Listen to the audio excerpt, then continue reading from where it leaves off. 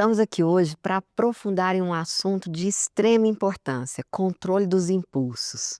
Tudo bem, Tati? Oi, tudo bem, Lívia? Prazer estar aqui também. É uma alegria. E eu quero começar já, logo de cara, jogando uma pergunta que eu acho que é a que todos querem saber para a Tati. Tati, existem pessoas que realmente têm descontrole dos impulsos? Sim, Lívia, existe, né? Para a gente falar de controle dos impulsos, a gente tem um jeito de se referir às pessoas que a gente fala que uma pessoa impulsiva, Hum. né? É muito comum isso. É realmente no nosso convívio social, no convívio familiar, eu acho que não é difícil da gente observar que é mais difícil para umas pessoas do que para outras controlar esses impulsos. Por quê, Tati? Por que que algumas pessoas têm mais facilidade e outras elas são altamente explosivas? Parece que só de começar a aquecer alguma coisa já estouram. Esse estouro provoca tanto barulho, né, Nossa, machuca muita gente, né. machuca muita gente. Lívia, não é uma questão unifatorial, né, pelo contrário, é uma questão muito complexa, porque a gente está falando de uma característica individual, né, e o olhar da psicanálise nos leva a pensar que nós temos uma história, nós temos uma referência familiar, nós temos um ambiente, nós temos uma genética. Então, tudo isso junto, a gente pode pensar que favorece o nosso crescimento em uma direção ou em outra, né, porque se a gente não pensa que existe essa confluência de fatores, a gente cai naquele simplismo de falar: "Eu sou assim", né, "Eu nasci assim e pronto", né, não é por aí. Então, como que eu posso, falar um pouquinho disso, né, senão a gente fica aqui conversando o dia inteiro. Algumas pessoas realmente têm uma facilidade maior para controlar o que a gente está chamando aqui de impulso, né. Pode ter a ver com um fator genético? Sim, porque a gente tem que levar em consideração também que nós somos seres pensantes, cheios de emoção, mas nós também temos circuitos neuronais que nos organizam, no sentido da nossa função executiva, Uhum. né. Então a função executiva a gente pensa que é realmente a maneira que a gente funciona, que a gente se relaciona com o mundo. Agora, se a gente for pensar assim, às vezes é muito fácil de observar uma família que é toda mais explosiva, mais impulsiva, todo mundo funciona assim.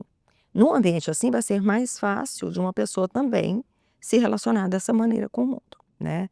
Então, para a gente juntar um pouco as informações, o que que a gente pensa? Nós vamos crescendo, nós vamos amadurecendo, nós vamos, vivendo várias relações, o nosso circuito com o mundo vai se ampliando. Então a demanda começa a ser diferente, a gente começa a lidar mais com o não, com diferentes estímulos. E o que que vai ficando registrado dentro da gente desde muito bebês? 2 sensações são muito importantes nesse nosso primeiro registro, a sensação de prazer e desprazer. As sensações de prazer, elas ficam registradas de uma maneira que a gente quer mais. As de desprazer, a gente evita, né. E assim, a gente vai crescendo. Junto com isso, o que que vai acontecendo? Além desse registro, que pode ser um registro simbólico, a gente vai também amadurecendo as nossas conexões neuronais, o nosso cérebro, né. O nosso cérebro vai crescendo, vai expandindo a nossa capacidade de comunicação, a nossa capacidade de reflexão, simbolizar. O que que vai vindo junto desse pacote? Falando um pouco até de neurociência, né. A parte do nosso cérebro que é responsável por essa função executiva, que é o pensar, o refletir, o adiar, o contato com a realidade, pensar: "Será que isso vale a pena ou não? Será que eu faço isso ou não?", é a região frontal do nosso cérebro. Uhum. E essa é a parte que mais demora para ficar pronta, né. Então, olha o tanto de coisa que a gente vai vivendo para os neurônios estarem preparados para isso. Demora, né. Essa parte vai ficar pronta, vai estar amadurecida lá pelos 20 e poucos anos de idade. Então, existe um tanto de vida até aí, que nós somos naturalmente mais vulneráveis aos nossos impulsos, né. Na psicanálise a gente vê que esses impulsos têm a ver com as pulsões, que é o que nos movimenta, o que nos conecta a um objeto, o que faz com que a gente, vá atrás de prazer ou de se livrar do desprazer. Então, nessa mistura toda, a gente está falando de uma fase, né, durante muitos anos nós realmente somos mais imaturos, e fica mais difícil de controlar esses impulsos, né, de dar conta desse vulcão que cresce dentro da gente, e junto com isso a gente está falando de como é importante esse ambiente, um ambiente que nós estamos falando, esse social que nos cerca, esse ninho que serve de exemplo, que nos ensina a adiar a satisfação, como uma referência de que isso também é possível. E aí, você falando isso, eu fiquei pensando aqui, porque tem o ditado popular que todo mundo traz como uma verdade, né, profunda: "Pau que nasce torto, morre torto". Então, se a pessoa foi criada nesse lar, onde as pessoas são explosivas, onde ninguém todo mundo é nervoso e tal, e ela desenvolveu isso, então ela vai morrer desse jeito, Tati?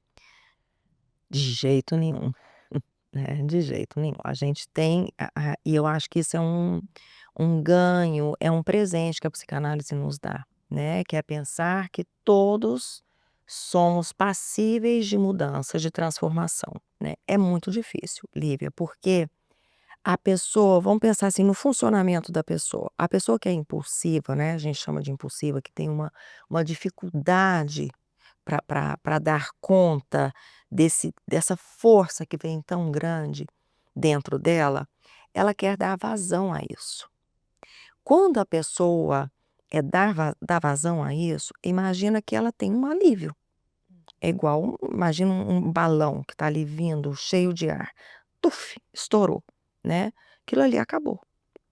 Então ela tem um alívio no funcionamento dela. Essa impulsividade que vai causando estragos nas relações, ela causa estrago, o primeiro estrago é no outro. A pessoa que colocou aquilo ali para fora, ela resolveu a questão dela, né. Qual que é um outro passo? Fica muito difícil você conversar com a pessoa que funciona assim, eh, sendo que ela realmente ela teve uma sensação de alívio, né, ela se livrou ali de um desprazer. Se você conversa só assim: "Olha o que você fez", ela vai ver sentido no jeito que ela funcionou. Para ela melhorou, Uhum. né. A questão é ter uma capacidade de avaliar como ela se insere no todo, nessa relação dela, né. Quais são os estragos que ela vai promovendo com essas microexplosões ou com uma explosão grande demais também, né. Como que ela se relaciona com quem está do lado dela, porque esses danos podem não ser sentidos exatamente pela pessoa que os provoca. Na maioria das vezes, né? Na maioria das vezes, porque aí essa explicação que você trouxe, né, mais simplista de que eu sou assim, ela vai perpetuando. E aí o que acontece muitas vezes é que o entorno vai se ajustando para conviver com essa pessoa tão explosiva assim. Aí, se a gente se pensa numa situação, né, uma pessoa que é muito explosiva dentro de casa e que com muito pouco se contraria muito, com muito pouco tem uma reação desmedida. Às vezes o entorno começa a tentar controlar mais o ambiente para que essa explosão não aconteça. Então, esse ajuste, naturalmente, num ambiente familiar, ele é, de certa forma, também justo, né. Nós somos seres sociais, a gente vai tendo a medida um do outro, a gente vai criando um repertório que já nos deixa atentos: isso aqui vai acontecer", então a gente se organiza, se previne, evita o conflito. Mas tem um tanto que é de responsabilidade da própria pessoa, um tanto não, a maior parte, né, é responsabilidade dessa pessoa. Então, para a gente pensar na impulsividade e, na verdade, para a gente pensar na nossa personalidade, né, todos nós, em um momento ou outro, podemos ser mais impulsivos. Essa coisa da impulsividade não é de todo ruim, Aham. né, que É, aí a gente vai extravasar, né. não, mas você tem que achar a via. Você Uhum. tem que achar a via, o tanto, onde, com quem. Você tem que considerar, isso é muito válido, não só para a questão da impulsividade, né. Você tem que considerar o seu funcionamento em relação ao outro. Essa consideração pode ajudar para que a pessoa encontre uma medida, porque não é um passe de mágica.